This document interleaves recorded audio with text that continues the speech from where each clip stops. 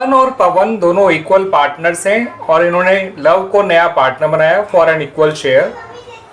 जो गुडविल है वो वैल्यू की जाएगी on the admission of love कुछ इस तरह से कि गुडविल को वैल्यू किया जाएगा 2 years purchase of weighted average profit of last 4 years और उन 4 years को वेटेज आपको कुछ इस तरह से देनी है 1 2 3 4।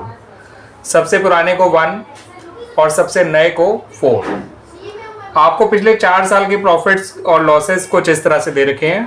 पहले साल प्रॉफिट है, दूसरे साल प्रॉफिट है, तीसरे साल लॉस है और चौथे साल फिर से प्रॉफिट है। आपको कुछ पॉइंट एडजस्टमेंट के भी दे रखे हैं। इन्होंने आपको बताया है कि जो पहला साल है 20-21 वाला साल, उस साल आपको एबनॉर्मल गेन हुआ था 10,000 का। अगले साल आपको एबनॉर्मल लॉस हुआ है ₹20,000 का। और जो उससे अगला पॉइंट है वो काफ़ी अच्छा पॉइंट है बच्चों। उसमें कहा गया है कि 1 जून 2022 को यानी कि तीसरे साल, याद रखिएगा बच्चों 1 जून 2022 तीसरे साल में आएगा 22-23 में। इसकी शुरुआत होती है 1 अप्रैल 2022 से। तो इस साल 1 जून 2022 को एक रिपेयर कराई गई थी 50,000 की, उसे गलती से व्हीकल में काउंट कर लिया था।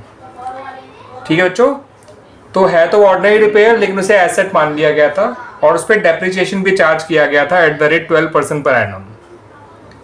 अब डेप्रिसिएशन कौन कौन से साल चार्ज किया गया होगा बच्चों ये भी समझिए।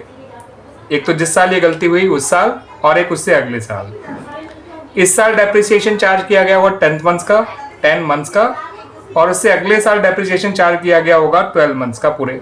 ठीक है बच्चों, यानी पूरे साल का। ठीक है बच्चों, तो आपको पहले एडजस्टेड प्रॉफिट निकालना है इन एडजस्टमेंट को करेक्ट करने के बाद। ठीक है बच्चों, और उसके बाद जो एडजस्टेड प्रॉफिट आएगा उनको उनके रिस्पेक्टिव वेटेज से मल्टीप्लाई करना है, फिर हमारा वेटेड एवरेज प्रॉफिट आएगा। ठीक है बच्चों, और फाइनली फिर वेटेड एवरेज प्रॉफिट को ईयर्स ऑफ परचेज से मल्टीप्लाई करके हम गुडविल निकालेंगे। तो बच्चों ये जो पहला साल है उसका प्रॉफिट है 70,000, दूसरे साल का प्रॉफिट है 1 लाख, तीसरे साल का लॉस है 55,000 और चौथे साल का प्रॉफिट है 1,44,000। ठीक है बच्चों, ये ईयर हो गया, ये प्रॉफिट हो गया। अब वो एडजस्टमेंट्स कर लेते हैं। पहले साल एबनॉर्मल गेन हुआ था उसे माइनस किया जाता है, अगले साल एबनॉर्मल लॉस हुआ था उसको प्लस किया जाता है। अब उससे अगले साल बच्चों आपका जो एसेट मान लिया गया था एक्सपेंस को वो तो माइनस ही करा जाएगा। ठीक है बच्चों, मगर उसका जो डेप्रिसिएशन है उसको आपको प्लस करना है, क्योंकि वो जब वो एसेट था ही नहीं तो डेप्रिसिएशन क्यों चार्ज किया, वो तो एक्सपेंस था और एक्सपेंस माइनस किए जाते हैं फ्रॉम द प्रॉफिट्स। मगर डेप्रिसिएशन तो लगना ही नहीं था उस पर क्योंकि वो एसेट नहीं था, तो डेप्रिसिएशन आपको प्लस करना है इस साल भी और इससे अगले साल भी। इस साल डेप्रिसिएशन लगेगा 10 मंथ्स का, 50,000 का 12% होता है 6,000। 10 मंथ्स का डेप्रिसिएशन निकालेंगे 1 जून से लेकर 31 मार्च तक का, तो वो आएगा 5,000। अगले साल भी डेप्रिसिएशन कॉस्ट पे ही लगना है, स्ट्रेट लाइन मेथड है इसलिए। और अगले साल तो इन्होंने एसेट को पे पूरे साल का डेप्रिसिएशन लगाया होगा, दैट्स वाई लास्ट में जो डेप्रिसिएशन प्लस करेंगे वो पूरा 6,000 करेंगे। इससे आपको एडजस्टेड प्रॉफिट मिल जाएगा। ठीक है बच्चों, ये आ जाएगा 60,000, ये आ जाएगा 1,20,000, ये आ जाएगा बच्चों 1 लाख नेगेटिव, -55 -50 माइनस का 105 होता है, +5 करेंगे तो माइनस का 1 लाख आ जाएगा और ये आ जाएगा प्लस का 1,50,000।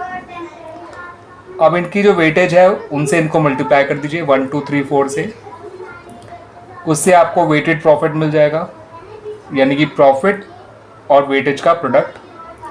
ये आएगा 60, ये आएगा 240, ये आएगा 3 लाख लेकिन नेगेटिव और ये आएगा 6 लाख पॉजिटिव। अब आप जो वेटेड प्रॉफिट आया है उनका सम कर लीजिए और जो वेटेज है उनका सम कर लीजिए। 6 लाख माइनस 3 लाख इज 3 लाख, 3 लाख और 3 लाख 6 लाख हो गया बच्चों ये। तो ओवरऑल आंसर 6 लाख आया वेटेड प्रॉफिट का टोटल। तो वेटेड एवरेज प्रॉफिट निकालने के लिए जो भी वेटेड प्रॉफिट आया था उसको वेटेज के सम से डिवाइड कर दीजिएगा। सम ऑफ वेटेड प्रॉफिट को सम ऑफ वेटेज से डिवाइड करिएगा। यानी 6 लाख को डिवाइड करिए 10 से, ये आ गया 60,000। अब रही बात गुडविल की, तो उसमें कहा गया था 2 years purchase of weighted profit, weighted average profit. तो वेटेड एवरेज प्रॉफिट 60 आ गया, इंटू 2 करेंगे तो ये आएगा 1,20,000। तो बच्चों हमारा गुडविल जो निकल कर आया according to weighted average profit method वो आया ₹1,20,000। हमने क्या करा, हमने पहले उन प्रॉफिट से रिलेटेड जो एडजस्टमेंट थी वो करी। ये एडजस्टमेंट तो आसान थी, ये भी आसान थी, बट इसका ध्यान रखना ज़रूरी था। अगर आप एक्सपेंस को गलती से एसेट मान लेते हो तो एक्सपेंस को तो माइनस करेंगे, मगर वो डेप्रिसिएशन जो उसे एसेट मान के लगाया गया था वो वापस प्लस करेंगे। तो इसलिए डेप्रिसिएशन यहाँ प्लस हुआ और यहाँ प्लस हुआ। अगर ये गलती दूसरे साल होती तो डेप्रिसिएशन तीनों साल प्लस करते, यहाँ भी यहाँ भी यहाँ भी। पहले साल होती तो डेप्रिसिएशन चारों साल प्लस करते। ठीक है बच्चों, तो डेप्रिसिएशन तो देखिए जिस साल गलती हुई है उस साल और उससे आगे वाले साल पे भी इफेक्ट डालेगा, मगर जो एक्सपेंस को एसेट माना है वो गलती केवल उसी साल पे इफेक्ट डालेगी, यानी सिर्फ तीसरे साल पे इन अवर क्वेश्चन। ठीक है बच्चों।